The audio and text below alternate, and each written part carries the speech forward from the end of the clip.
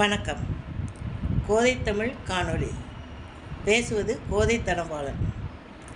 தேர்தல் தேதியும் அறிவித்தாகிவிட்டுவிட்டது. வேட்பாளர் பட்டியல்களும் முழுமையாக வெளியில் வந்து கொண்டிருக்கின்றன. இந்நிலையில் எனது அரசியல் சம்பந்தமான ஒரு காணொளி இது.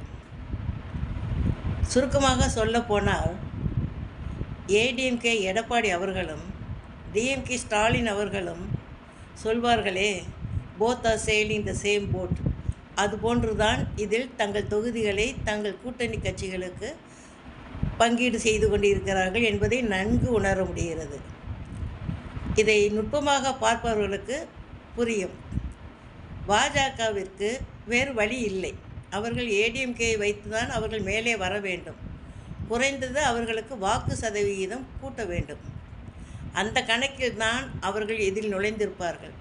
ஆனால் எந்த நிலையிலும் அவர்களுக்கு அதிமுகவை அளிக்கணும், அதன் பிறகு திமுகவை அளிக்க வேண்டும் என்ற கணக்கில்தான் அவர்கள் நடந்து கொள்வார்கள்.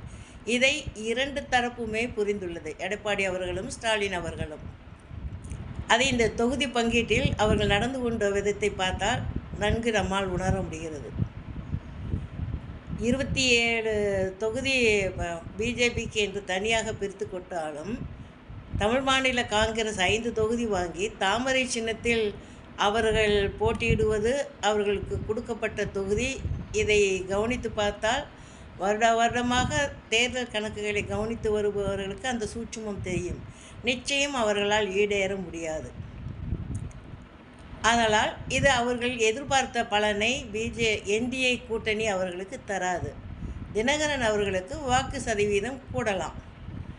பாமகவில் அன்புமணி அவர்கள் தந்தையிடம் கோபித்து தனியாக பிரிந்து வந்தாலும் அதனுடைய குறைபாடான வாக்குகளை இதன் மூலம் பெறலாம். ஆனால் இதுவரைக்கு அவர் ஒரு தொகுதி தான் வென்று இருக்கிறார். போன தடவை அதுவும் இல்லை.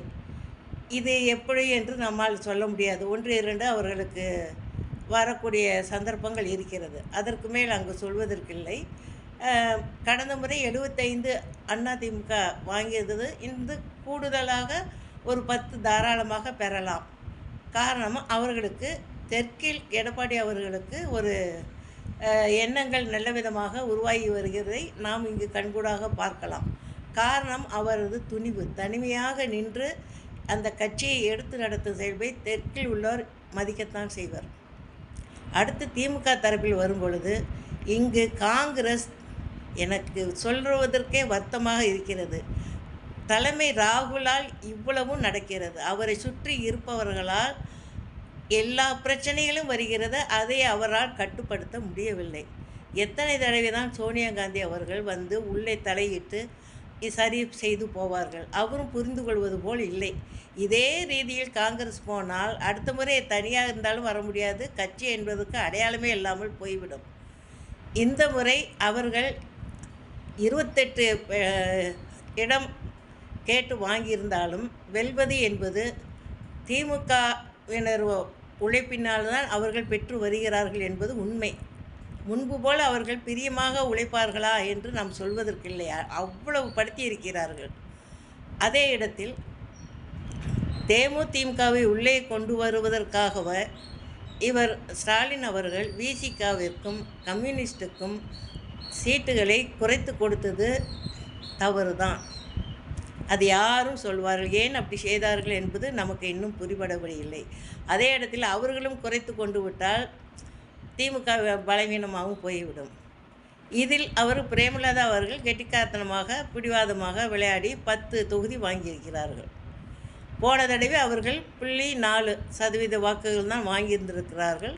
ஆனால் பரவலாக அவருக்கு வாக்குகள் இருப்பதனால் கூடுதலாக சில இடங்களில் திமுக வெல்வதற்கு வாய்ப்பு இருக்கிறதாக கருதுகிறார்கள். அது யாரும் அதை மறுப்பதற்கு இல்லை. அது 2026 தேர்தல் முடிவில் தான் அது முழுமையாக நம்ம அனைவருக்கும் தெரிய வரும். அடுத்ததாக திமுக எவ்வளவு வெல்லும், அந்த சின்னத்தில் நிற்பவர்கள் எல்லாம் மொத்தமாக சேர்ந்து பார்க்கும் பொழுது எப்படியும் அது ஒரு 140-150 தாண்டி தான் திமுக வரும் தனித்து என்று சொல்ல முடிகிறது. கூட்டி கழித்து கணக்கு பார்த்தால் தேசிய கட்சிகளுக்கு தமிழ்நாட்டில் மதிப்பு இல்லை என்பதுதான் இந்த 50 வருடமாக நிரூபணமாகி கொண்டு வருகிறது. இதுவே இன்னமும் தொடரும். இதை அந்த தேசிய கட்சியினர் முழுமையாக புரிந்து கொண்டார்களா என்பது தெரியவில்லை. அவர்கள் இன்னும் தங்கள் டெல்லி அதிகாரத்திலேயே இருக்கிறார்கள் என்றுதான் சொல்ல தோன்றுகிறது. இந்த எண்ணத்தில் ஏடிஎம்கேவுக்கும் சரி டிஎம்கேவுக்கும் சரி மாற்று கருத்து இல்லை. தாவேகா விஜய் பற்றி நாம் சொல்வதற்கு இல்லை. அவர் ஒரு நல்ல தலைவராக செயல்பட மாட்டேன் என்கிறார். இன்னும் ஒரு சினிமா கதாநாயகனாக அரசியல் கதாநாயகன் போல தான் அவர் நடந்து கொள்கிறார். இதற்கு மேல் அவரை பற்றி நாம் விமர்சிப்பதற்கு ஒன்றுமில்லை. நாம் தமிழர் கட்சி சரியோ தவறோ அவர்கள் சொன்ன கதியில் சென்று கொண்டிருக்கிறார்கள். அது ஆமை வேகத்தில் கூடலாம், நின்ற இடத்திலேயே நிற்கலாம். ஆனால் அங்கீகாரம் பெற்ற ஒரு கட்சி மாற்று கட்சியாக இருக்கும். சில பெரிய கணிப்புகள் என்ன சொல்கிறார்கள்? தாவேகாவிலிருந்து வாக்கு சதவீதம் நாம் தமிழருக்கு செல்லலாம் என்கிறார்கள். அதே இடத்தில் தாவேகாவிற்கு திமுகவிலிருந்து ஒரு 7% இந்த சிறுபான்மை ஓட்டுகளை சேர்த்து செல்லக்கூடிய வாய்ப்பு இருக்கிறது என்றும் சொல்கிறார்கள். அதிமுகவிலிருந்து 2% தான் செல்லும் என்கிறார்கள். பார்ப்போம். முடிவுகளின் போது தான் இதை என்னவென்று தெரியும். மறுபடியும் உங்களை நான் அடுத்த காணொளியில் சந்திக்கிறேன். நன்றி, வணக்கம். தேர்தலில் நிற்கும் அனைவருக்கும் எனது வாழ்த்துக்கள்.